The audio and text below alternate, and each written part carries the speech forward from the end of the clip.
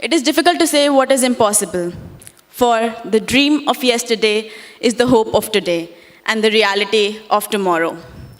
This quote by Robert Goddard aptly explains space exploration.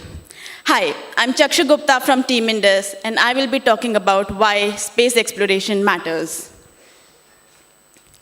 Study of space has been going on since time immemorial. But physical exploration began much later, in mid-20th century. After the development of large, relatively efficient and safe rockets.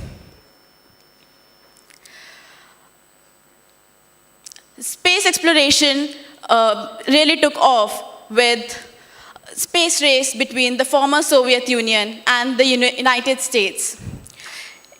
In a short duration of 11 years, between 1958 to 1969, humankind went from putting a satellite on the lower Earth orbit with Sputnik 1 to landing the first human being on the moon. But why do we need space exploration? How does it help common people? Well, you all are aware of the fate of dinosaurs millions of years ago. How an asteroid impact caused the extinction of an entire species. We need to be able to protect ourselves from threats like that and venture outside the confines of our home planet. We need to become a multiplanetary species. Let's just put aside the probable extinction. Space technology also helps common people in their everyday lives. A lot of the technologies that we use in our everyday lives that we probably don't know about are attributed to technologies that were derived from use in space. For example, memory foam, water purification, artificial limbs, and the list goes on. Space exploration has excelled with creative inspiration from science fiction. Movies like Star Wars, Star Trek, Interstellar, they inspire the general public and set futuristic goals, not just for space exploration, but for technology in general. These movies show us an imagined version of our future, what they think our future will look like. Not necessarily everything comes true, but a lot of it does come true. For example, the epic 2001 A Space Odyssey. It is a 45-year-old movie, and it showed a space station orbiting the Earth and people traveling to moon. Can anyone tell me what this image is? Yes, this is the iconic image of the first step taken by Neil Armstrong on the surface of the moon, which in retrospect was one small step for man, but one giant leap for mankind.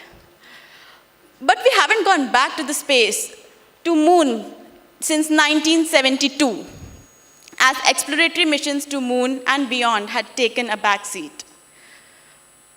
Back on December 11th, 2017, US President Donald Trump signed a Space Policy Directive 1 calling for NASA to send astronauts to moon first before sending them to Mars. This move has brought the world's focus back to the moon. Does anyone know which spacecraft this is?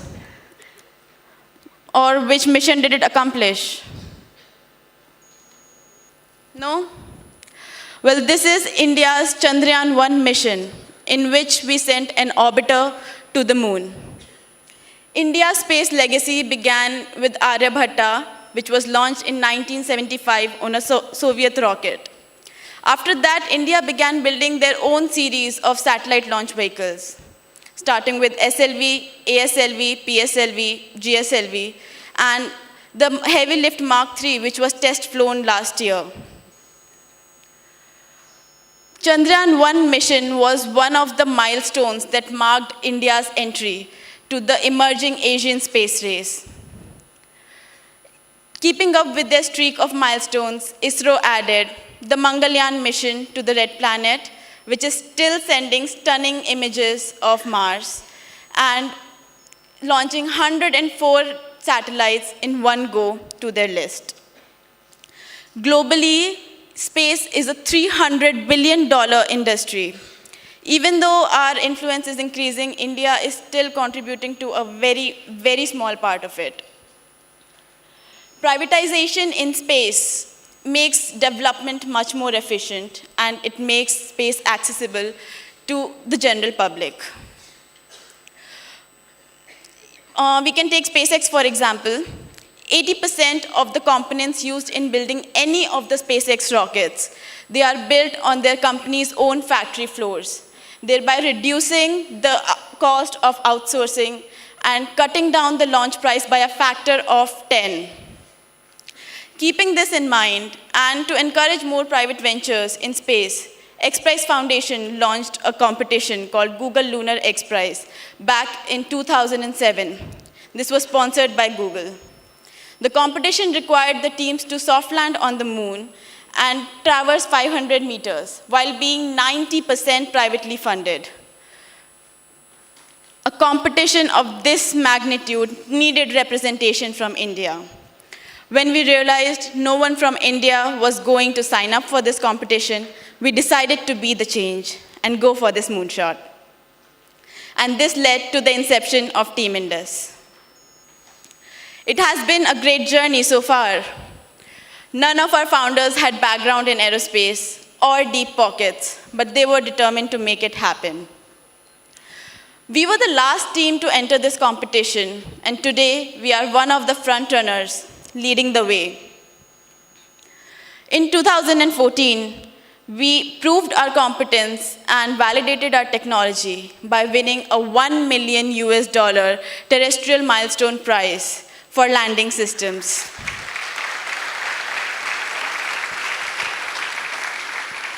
That was our first validation, not just for others, but for ourselves too, because it gave a boost to our confidence. We were no longer a rag team trying to build a spacecraft. We had proven technology. And then we attracted ISRO veteran scientists to join us and mentor us. The next validation we received was back in October 2017, when a panel of judges from XPrize came down to our facility and reviewed our mission preparedness. They validated our mission design, technology, and operations. They saw that we met most of their expectations. They appreciated and acknowledged our hard work, and they said that we are on the right track to launching our spacecraft to moon. This was our journey so far. Let me take you through the engineering behind this. Our mission consists of three major components: a rover, a lander, and a rocket launcher. Our rover is called ECA, Ek Choti Si Asha. The rover will be fitted inside the lander, and our lander's name is HHK, Hum Honge Kamyab.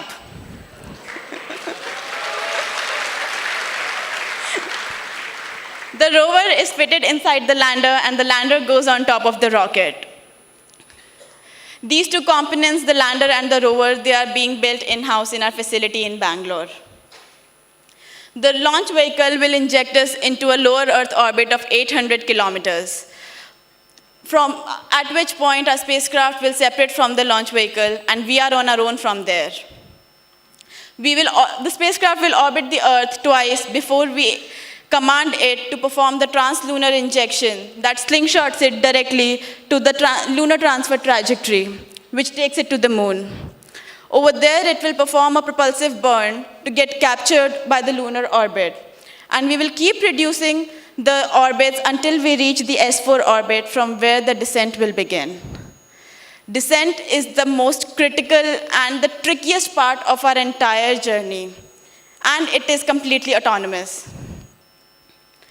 After we land on the moon, we will be the first private entity in the entire world to land on moon.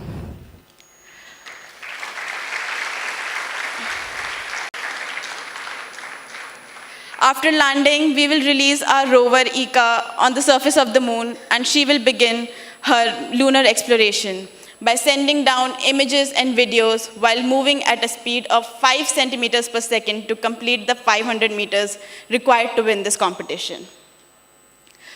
Now you might all wonder how a computer engineer like myself became part of such an audacious mission. I was just a 9-year-old kid when I first heard about Kalpana Chawla. First Indian woman to go to space, and she became my inspiration. For the longest time in my life that I can remember, I wanted to work in space like Kalpana Chawla. I wanted to go to space. I wanted to be part of that industry.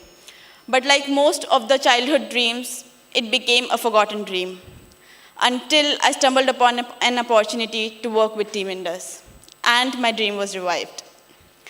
Here, I work as a ground software engineer, building softwares for the TeamIndus mission control, TMOC as we call it, where all the action will be from launch till we accomplish all the objectives of our mission. TeamIndus is a team of engineers, explorers, and scientists. We are a team of 100 people with 24 retired ISRO scientists guiding us and nurturing us. These are the people who built India's space program, and now they are nurturing the next big leap in space for India. One such person I would especially like to mention because he's an alumni of NIT Surathkal, and he is one of my mentors.